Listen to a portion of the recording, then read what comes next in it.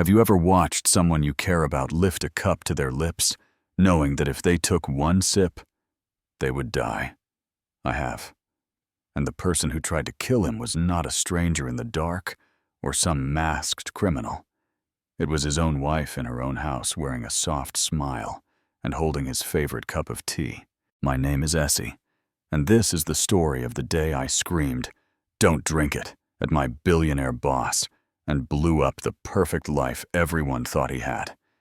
It is not a movie. It is not a legend. It is just my life. And if you stick with me, I promise you will never look at a fancy couple on TV the same way again. Where I come from, most people talk about men like Kofi as if they are not real. They say things like, "The rich live in another world, not ours." And in a way that is true. Kofi's world had tall black gates guards in crisp uniforms, fountains in the driveway that ran day and night just for decoration, a mansion with more rooms than I could count, and cars that cost more than my whole village put together. When he drove through the city, people actually stopped and waved, not because they knew him personally, but because his money was famous. Beside him always was Amma. If you opened a magazine and saw her picture, you would not be surprised. Smooth skin, bright eyes, the kind of face that looks good from every angle. She wore clothes from Paris and London jewelry that glittered even in daylight, heels that clicked on the marble floors like they owned the place. When they walked into a room together, cameras turned. People whispered, and you could almost hear the thought in their heads. Perfect couple, perfect life. On the outside, it was picture perfect. On the inside, it was rotting. I did not know that at first, of course. When I first walked through those gates, I was not thinking about love and betrayal and poison. I was thinking about my mother lying on a bed in a small village hours away, breathing shallow and weak because sickness had settled into her body. The village doctor had been honest with us. If she was going to live, she needed medicine from the city and real treatment in a real hospital. And all of that needed money. Money we did not have. So I left. I hugged my mother, and she held on to my hands longer than usual, as if some part of her knew I was stepping into something dangerous. "Go," she said, her voice thin but steady. "Find work. Send what you can. God will be with you." I held on to that sentence like it was oxygen. The journey to the city took 2 days. Old buses that broke down on the side of the road, trucks that smelled like gasoline and sweat. Long stretches of walking when drivers said, "This is as far as I go." By the time I saw the city lights, my feet were aching, and my heart was pounding not from fear, but from how big everything felt. The buildings looked like they were reaching up to poke holes in the clouds. Cars flew past me so fast, my dress swirled around my legs. There were more people on one street than in my entire village. I had nowhere to sleep. Not that night, not the night after, not the night after that. I found a spot under a bridge where other people slept. Men with tired eyes, women holding babies close to their chests. Young boys who stared at the dark concrete like it might answer their prayers. The ground was hard. The air was cold. Every sound made me jump. But my mother needed medicine, and fear does not compete well with love. Every morning, I dusted off my only clean dress and went hunting for work. I asked at restaurants if they needed someone to wash plates. I asked at shops if they needed someone to sweep. I knocked on the gates of houses asking if anyone needed a maid. Most people just looked at me and said no. Some didn't even bother to look at my face, just waved me away like a fly. A few laughed. You know that feeling when humiliation burns in your throat, but you swallow it because you have no other choice. Yeah, that was my breakfast, lunch, and dinner. Then, one afternoon, I saw it. A piece of paper taped to a tall gate. Housemaid wanted. Full-time. Live-in. Big house, good pay. I stood there for a second, staring at the sign, then looked up at the mansion behind the gate. It didn't look like a place where someone like me belonged. But my mother's face rolled into my mind, and I whispered under my breath, God, if you hear me, please let this one be mine. That gate belonged to Kofi. They let me in for the interview, and I swear I almost forgot why I was there. 20 rooms, 5 bathrooms, a swimming pool glittering in the sun gardens with flowers in every color. In my village, 10 families together did not have as much space as that kitchen. I felt like I was walking through a dream someone else was supposed to be living. Then they took me to a sitting room, and there he was. Kofi. I had seen that face on TV screens and shop windows, but up close he looked tired. In a way cameras don't show you. His suit fit perfectly. His watch probably cost more than I could earn in 10 years. But his eyes had that sharpness of someone who has seen too much of people lying to him. He didn't waste time. Why do you need this job? He asked. To help my mother, I said. Not a speech, not a story, just the truth. He asked where I was from, what my family situation was, what I knew how to do. I admitted I had never used a washing machine, never touched a vacuum cleaner, didn't know how to work a dishwasher. But I told him I could learn that I did not lie, did not steal, and did not drink. I told him I would work hard, that I just needed a chance. While I spoke, I forced myself to look him in the eyes. Back home, they teach us that if you are honest, you don't hide your face. My hands were shaking, but my gaze stayed. Something in him softened just a bit. He didn't smile big, he didn't suddenly get emotional, but his shoulders dropped slightly. All right, Essie, he said at the end. You start tomorrow. I broke. I dropped to my knees and started crying, thanking him over and over.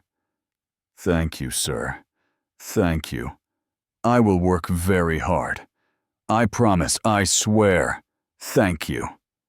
I probably sounded ridiculous, but when your whole future hangs on one person's decision, dignity takes a back seat. He looked almost embarrassed, told me to stand up, and that was it. You ever had one?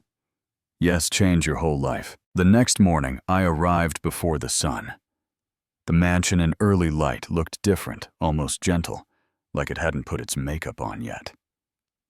Inside, I met the machines I only knew by name. The washing machine, humming in the corner, the vacuum cleaner leaning in the closet, the dishwasher with its rows of shiny teeth. Back home, clothes were washed by hand, and the river floors were swept with bundles of grass. Dishes were scrubbed with sand when soap ran out. I was scared to touch those machines at first. I kept imagining I would press the wrong button and flood the house or blow something up. But I watched, asked questions, tried, made small mistakes, fixed them, tried again. Within a week, it all felt less like magic and more like tools. Wake up at 5, clean until everything smelled like lemon and soap. Cook, wash, iron. Repeat. I took pride in it. When I wiped a counter and saw it shine when I folded clothes into perfect stacks, when the floors reflected the light, it felt like I was putting my name on something, even if nobody saw it. Kofi noticed. Essie, this stew tastes like my grandmother's, he said one night. Surprise in his voice. Another day, he walked into the living room, looked around and said, "The place looks good." It wasn't a big speech, not a movie moment, but coming from a man who had probably seen every kind of service money can buy, it meant something. He always said, "Thank you." He never tried to touch me, never used dirty jokes, never made me feel like my body was part of the job. He treated me like staff, yes, but staff who was still human. Sometimes basic respect feels richer than a paycheck. You know what I mean? Amma noticed too. From day one, her eyes were on me. Not in a warm way. Not in a curious way. In a way that said, "You are a problem I do not remember ordering." At first, she was polite. Too polite. The kind of sweetness that feels like sugar on rotten fruit. Then, as the days passed, and Kofi praised my cooking one too many times, the mask slipped. "Clean this room again," she would say, even though I had just cleaned it. "This soup is too salty," she complained one night. The next night, same recipe, same pot. She pushed the bowl away and said, "This soup has no salt. What is wrong with you?" When Kofi was home, she was distant but controlled. When his car left the driveway and the gate closed behind him, her tone sharpened like a knife. She would toss clothes on the floor right after I finished ironing them and say, "Do it again." She would stand behind me in the kitchen, arms folded, searching for something to criticize like it was a full-time job. "You village girls think coming to the city makes you somebody," she said once, her lip curling. "You are still just a girl who came here with nothing." She wasn't entirely wrong. I had come with almost nothing. But nothing is not the same as worthless. I stayed quiet. Arguing with her would not heal my mother or pay for medicine. My job was to endure work and send money home. I cried sometimes in my room quietly into my pillow, then wiped my face and got back to it. Then the man came. I remember the first day he showed up. Tall, well-dressed, a watch that gleamed when he moved his wrist. A smile that looked like it practiced in the mirror every morning until it was perfect. He smelled like expensive cologne, the kind you catch even after someone leaves the room. Amma walked into the kitchen with him and said, "Essie, this is my cousin Kwame. He is visiting from another city." I smiled, said, "Good afternoon, sir," the way I had been taught, and went back to chopping vegetables. Cousin, right? I have cousins. I know how cousins act. They hug, they joke, they argue, they talk over each other.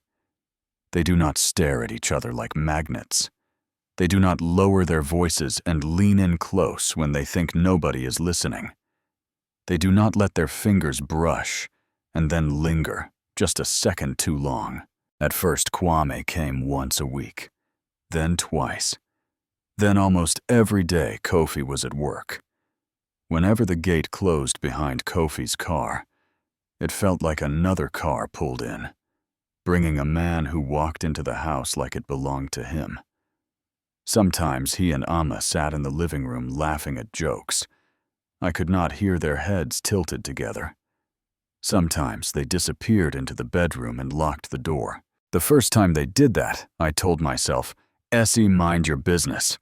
The second time I told myself the same thing, but my stomach tightened. By the fifth or sixth time, pretending I did not know what was happening felt like telling myself the sky was green. Here is where I want to ask you something. If it were you, what would you have done?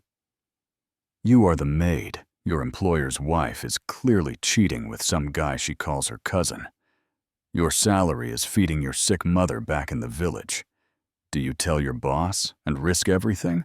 Or do you keep your mouth shut and just keep sweeping around their secrets? I chose silence. For a while. Then one afternoon, silence felt like betrayal. I was dusting near the living room doorway, my steps quiet on the floor, when I heard Amma's voice from inside. I knew that tone, the one she used when she thought she was safe when Kofi was gone, when her mask was off. Kwame's voice floated out first. "So when are you going to leave him?" he asked. My hand froze on the picture frame I was wiping. Amma's reply came back annoyed. "I can't just leave Kwame. If I divorce him, I get nothing. We need a better plan. A plan where I get everything." Silence. Then a softer voice from him. "What kind of plan?" She laughed. Not loud, not dramatic, just this low, dangerous sound. "A plan where Kofi is no longer in the picture, where he cannot stop us from being together, where all his wealth becomes mine, and mine becomes ours. Do you understand what I'm saying?" My heart started racing so hard I could feel it in my fingertips. Kwame lowered his voice. "That's very dangerous, Amma. Are you sure?" I'm very sure, she said. I'm tired of pretending. Sometimes you don't need to hear the exact words kill or murder to know what someone is talking about. The meaning hangs in the air anyway. I backed away, my hands shaking. I wanted to run into Kofi's office, grab him by the shoulders and say, "Wake up! She is planning something terrible." But fear wrapped itself around my throat. If I told him, and they denied it, what proof did I have? 2 people against 1 maid. The rich wife who everyone thought was perfect against the village girl who slept under a bridge when she came to the city. Who do you think they would believe? The next day, Amma was in the garden phone pressed to her ear, walking slow between the flowers. I was nearby watering the plants, pretending to focus on the roses, while my ears stretched toward every word. I found it, she said, her voice low but clear enough. The perfect thing. It has no taste and no smell. He will never know. It will look like a heart attack, natural causes. No one will suspect anything. We just need the right moment, the right day when everything is perfect. Then we will be free and rich. I almost dropped the watering can. That was it. Not jealousy. Not imagination. Not me overreacting. She was going to poison him. That night, I lay on my bed, staring at the ceiling, listening to my own breathing. Sleep did not come. Every time I closed my eyes, I saw Kofi's face, his hand reaching for a cup of tea, his body falling. Amma crying fake tears over him, while secretly smiling inside. I saw my mother in her bed, back home, waiting for money. I might lose if I said something. My mind was a war zone. I remembered my mother's words. Silence in the face of evil makes you part of the evil. I remembered my pastor back home saying, God will judge the wicked, but he will also judge those who saw wickedness and kept quiet. Heavy words when your job depends on your silence. God, I whispered into the dark, please show me what to do. Give me courage. Protect Master Kofi. Don't let me be too afraid to do the right thing. Days passed. Nothing happened. No strange drinks, no late-night tea, no sudden sickness. Kwame stopped coming around. Amma started acting sweet with Kofi, asking about his work, about his meetings, touching his arm lightly at dinner. Kofi looked almost hopeful, like a man who had been thirsty for years and suddenly saw water. I watched it all with my stomach in knots. Then came Friday. It was still bright outside when Kofi's car pulled into the driveway. That alone was odd. He usually came home when the sky was already dark. When he walked into the house, I could see right away that something was wrong. His shoulders sagged. His face looked older. Amma, he said. I lost a big deal today. A huge one. I have a terrible headache. I need to lie down and think. Her eyes lit up. Not with sympathy. With something else. It was subtle, but I saw it. Oh, my dear, I'm so sorry, she said in her gentle wife voice. Go upstairs and rest. I'll make you something to help you feel better. He nodded, barely noticing her tone, and went straight to the bedroom. As soon as he disappeared up the stairs, she turned to me. Essie, go upstairs and clean the guest rooms, she said. Her voice smooth, almost cheerful. Yes, madam, I said out loud. Inside, every part of me tightened. I climbed the stairs slowly, each step feeling heavy. But when I reached the top landing, I did not turn toward the guest rooms. I turned toward the spot where I knew I could see down into the kitchen through the railing if I leaned just right. I pressed my body close to the wood heart, pounding, and watched. Downstairs, Amma walked into the kitchen with calm, steady steps. She opened the cabinet and took out a china cup. Not just any cup. Kofi's favorite, the one with the small gold pattern. She filled the kettle with water and set it on the stove. The flame lit, the water began to heat, and steam started to whisper from the spout. My hands were sweaty on the railing. She put a tea bag in the cup, poured in the boiling water, added sugar, and stirred slow and deliberate. Then she paused. This is the part that still sends chills through me. She looked around the kitchen, checked the doorway, stepped out into the hallway to peek left and right, making sure no one was watching. She did not look up. She did not see me in the shadows above. Satisfied, she went back to the counter, reached into her expensive handbag, and took out a small glass bottle with a white cap. It was no bigger than her thumb. She held it up for a second, and there was that little smile again, that tiny curve of the lips that said, "Everything is going according to plan." Then she opened it and tilted it over the cup. White powder poured out into the tea. She emptied almost all of it, then put the cap back on and dropped the bottle into her bag. She grabbed a spoon and stirred and stirred and stirred until there was no sign of the powder. The tea looked perfectly normal, just a warm brown liquid steam rising in a soft curl. Up on the stairs, I could not move. Fear froze me. My brain screamed, "Do something!" but my body felt like stone. She tested the cup, took a small sniff, smiled, then set it on a small tray with a napkin. She lifted the tray, adjusted her shoulders, and headed toward the bedroom. Click, click, click went at her heels on the marble floor. Each sound felt like a countdown. 5 steps, 10, 15. At some point between the kitchen doorway and the foot of the stairs, fear and courage traded places inside me. My feet began to move. Then they began to run. I flew down those steps, almost slipping my hand, grabbing the railing to keep from falling. At that exact moment, Amma reached the bedroom door. She balanced the tray on one hand and knocked softly. "Come in," Kofi's tired voice called from inside. She pushed the door open with her shoulder and walked toward the bed. Kofi was sitting propped against the headboard, eyes half closed, one hand on his forehead. He looked so vulnerable in that moment, this man. Everyone thought was untouchable. "My dear," Amma said in that gentle voice she used for him, and almost no one else. "I brought you some tea. It will help with your headache. Drink it all and rest." He gave her a weak smile. "Thank you, my dear. You are so thoughtful," he said, reaching out his hand toward the cup. His fingers were inches away. This is where everything exploded. The door burst open, and I ran in, chest-heaving heart thundering in my ears. I did not ask permission. I did not knock. I crashed through the invisible line that says, "Staff must stay out." And I screamed from a place so deep I didn't even know I had that voice inside me. "Don't drink it, Master Kofi," I shouted.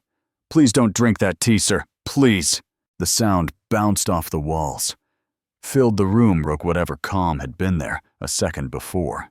Kofi's hand froze in midair. He pulled it back quickly, eyes wide, staring at me like I had just grown another head.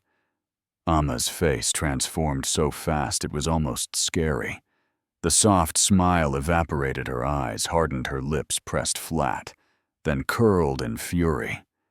The cup rattled in the saucer as the tray shook in her hands. For a moment, nobody said anything. You could feel the danger in the air like thick smoke. Then Amma lashed out. "What is the meaning of this?" she hissed. "How dare you burst into this room like a crazy person? Have you lost your mind?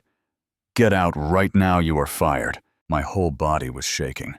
I could feel tears already burning in my eyes. But I did not move. I looked straight at Kofi, at the man whose life was sitting in that cup, and I forced my voice to be steady. "Master Kofi, please," I said. "Do not drink that tea. I saw your wife put something in it." She took a small bottle with white powder from her handbag and poured it into your cup in the kitchen. Then she stirred until it vanished. I saw everything with my own eyes, please, sir. I swear I am not lying. Please do not drink it. The tears spilled over and ran down my cheeks. I was not thinking about my job anymore. I was not thinking about my mother's medicine, or my bed under the bridge, or where I would go if they threw me out. All I could think was, if he drinks that and dies, I will live with that image forever. Kofi looked at the cup, then at Amma, then at me. Confusion, pain, disbelief, all fought for space on his face. Amma moved fast, stepping between us, clutching the tray like it was proof of her innocence. "She is lying," she almost screamed. "Can you not see she is lying? This foolish village girl is jealous of me. She wants to destroy our marriage. She wants you for herself. She has been giving you looks when I am not watching. I have seen her. She is a witch, trying to break up our family. Do not believe her lies." Well, here is the twist that flipped everything. Kofi did not shout. He did not slap me. He did not throw me out. He went very, very quiet. He swung his legs off the bed and stood up slowly. The headache he had complained about might as well have vanished. His eyes were locked on Amma's face, reading every twitch, every blink. Then he said in a voice that was calm, but left no room to argue, "Amma, give me the cup." She stared at him. "This is ridiculous," she said, her voice shaking now. "I am your wife Kofi. You have known me for 10 years, and you are going to doubt me because of the words of a stranger. I am hurt. I am insulted. Give me the cup," he repeated, his tone harder. "I will not ask again." She took a step back, holding the tray tighter to her chest. Some of the tea sloshed around, almost spilling. "No," she said. "This is my house too. You do not get to treat me like a criminal in my own bedroom." He stepped forward, grabbed the tray with both hands. She tried to hold on, but he was stronger. He pulled it away from her, set it on the dresser, and picked up the cup. He lifted it, brought it near his nose, sniffed. It smelled like tea. It looked like tea, but something in his mind had changed. "Master," I said softly. "When she put the powder in your tea, she took the bottle from her handbag. After she stirred it, she put the bottle back in that bag. If you check her bag right now, you will find it. I swear on my mother's life, I saw it." His gaze shifted from the cup to Amma's handbag, sitting on the dresser by the door. Amma went pale. "No," she said quickly, almost desperately. "You cannot go through my personal things. That is my privacy. I am your wife, Kofi. You should trust me, not this nobody who cleans our toilets." He did not answer her. He walked to the dresser, picked up the handbag, opened it, and started going through it. Makeup keys, credit cards, phone tissues. He dug deeper. His fingers hit something small and solid. When he pulled it out, my breath stopped. It was a small glass bottle with a white cap half full of white powder. Exactly what I had seen in the kitchen. He held it up between two fingers. "What is this, Amma?" he asked, his voice low and shaking. Her mouth opened, then closed. No words came out. For the first time since I met her, she looked completely terrified. Not angry, not annoyed, just scared. There was no going back from that moment. No pretty speech, no fake tears, no perfect outfit could cover the truth anymore. The evidence was literally in her husband's hand. What happened after that? You might already guess, but the details matter. Because this is where justice, fear, pride, and shame all collided in one house. Kofi called his doctor, his lawyer, and his head of security. Dr. Mensah came and took the tea and the bottle to his lab. The lawyer, an older man named Osei, arrived with a notebook and a serious face. Yaw, the head of security, a big man with muscles like he was carved from stone, listened to the story and looked like he wanted to break something. While we waited for the lab results, Kofi asked me to sit and repeat everything from the very beginning. I told it all. Kwame's visits, the fake cousin story, the laughs, the locked doors, the conversation about a plan where Kofi is no longer in the picture, the phone call about poison with no taste and no smell, the kitchen, the cup, the bottle, the powder. As I spoke, Ose wrote down Heva in every word, yaw paced like a lion. Kofi sat very still, but his hands gripped the arms of his chair so hard his knuckles went white, at one point trying to protect her lover. Amma cried out, "Leave Kwame out of this. He has nothing to do with it." This was all my idea. He did not know anything about the poison. Please do not involve him. This is all my fault. Ose looked up slowly. "So you admit you planned to poison your husband on your own," he said almost gently. "Thank you. That will make things simpler." She realized too late what she had just confessed in front of witnesses. Greed makes people bold. Fear makes them sloppy. If you're still here listening, stick around because what happened next will blow your mind. When Dr. Mensah came back an hour later, his face said it all, even before he opened his mouth. He had the test results in his hand, and he looked at Kofi with sad eyes. "Mr. Kofi," he said, "I have very bad news. The powder in this bottle is cyanide, a very strong poison. The teacup you gave me contains a deadly dose of it. If you had drunk that whole cup, you would most likely have died within 1 to 2 hours.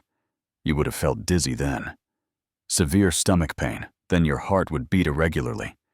You would struggle to breathe, then lose consciousness, then die. To anyone who did not know, it would have looked like a heart attack." The room erupted. Yao started shouting at Amma, calling her a demon, a witch, asking how she could do this to a man who gave her everything. Ose picked up his phone and called the police, his voice firm, as he explained. "We have a clear case of attempted murder with witnesses and physical evidence." Dr. Mensah just shook his head slowly, like he had seen too much of what people are capable of. Amma collapsed on the floor, sobbing, grabbing at Kofi's legs, begging for forgiveness, saying, "I am sorry, my husband, please, I don't know what came over me. Don't call the police. Think of our 10 years together. Think of everything we have been through." Kofi pulled his legs away, looking at her like she was something poisonous. And in that moment, I realized there are different kinds of death, one for the body and one for trust. Within 20 minutes, the police arrived, led by Inspector Boateng, a man with a thick mustache and tired eyes. He listened to Kofi, listened to me, looked at the lab report, examined the bottle, and the cup, took pictures, made notes.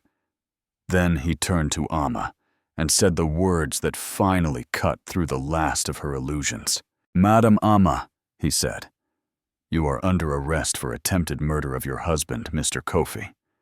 You have the right to remain silent. Anything you say can and will be used against you in court." They put handcuffs on her wrists. The sound of the metal closing combined with the jangle of her expensive bracelet is something I will never forget. A woman who once chose diamonds like candy, now wearing cold steel as her main accessory. Kofi then told the inspector about Kwame, the cousin, the affair, the planning. The inspector asked Amma for his full name and address. At first she hesitated. Then something inside her broke. "I am sorry, Kofi," she said through tears. "You deserved better than this. You were good to me, and I repaid you with evil. I was blinded by greed and lust. I lost my way." Then she gave them Kwame's full name and address. They went and arrested him, too. He tried to run, jumped out a back window, but he didn't get far. On his phone, they found everything. Messages with Amma about poison, about money, about how they would live after Kofi was gone. All the proof the court would ever need. In the days that followed, the story spread across the city like fire, catching dry grass. Newspaper headlines screamed, "Billionaire's wife in poisoning scandal. Maid saves employer from deadly tea. Poison in the mansion." TV channels showed old pictures of Kofi and Amma smiling at charity events next to new footage of her being led into a police van in handcuffs. Social media exploded with opinions. Some people said, "I always knew her smile was fake."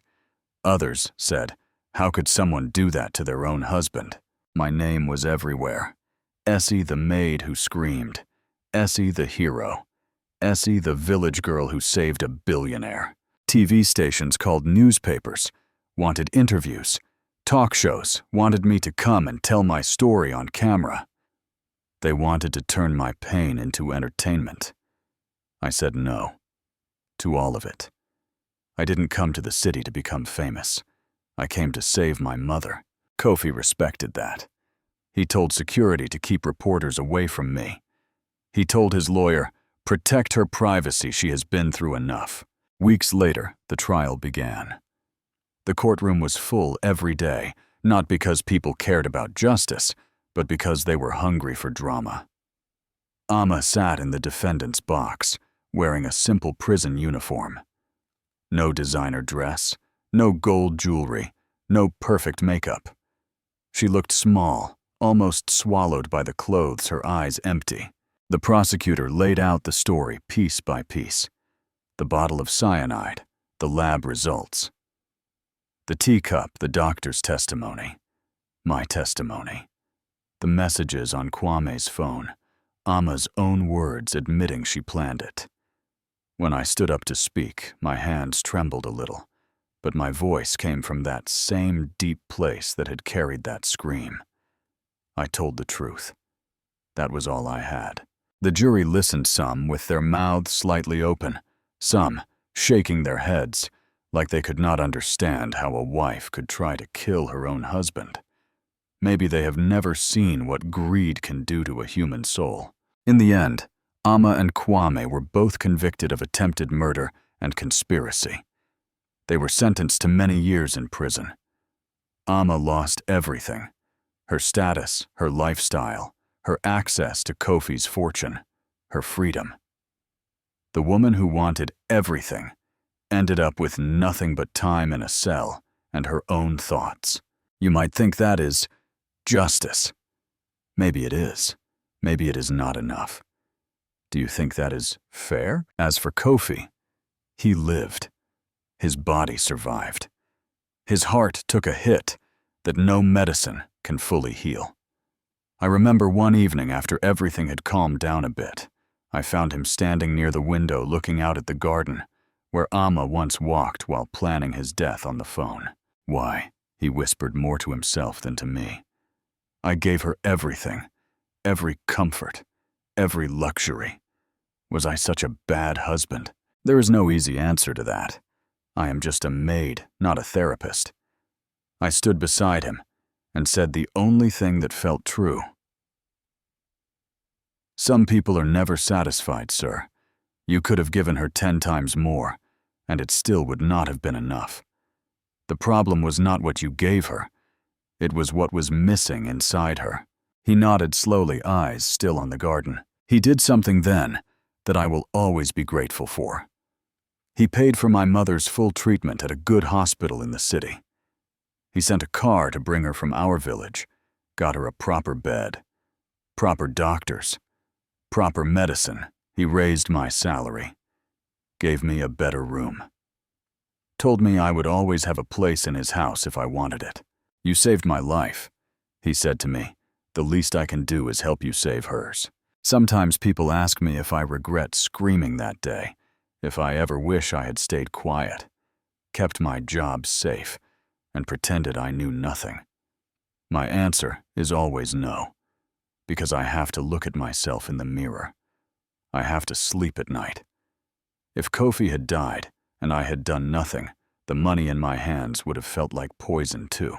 So now I want to ask you again and be honest with yourself. If it were you, poor desperate with a sick parent depending on your paycheck, and you saw your boss's spouse poisoning their drink, what would you have done? Would you risk everything and scream, or would you walk away and tell yourself, it's not my business? Do you think Amma's sentence was enough for what she planned to do?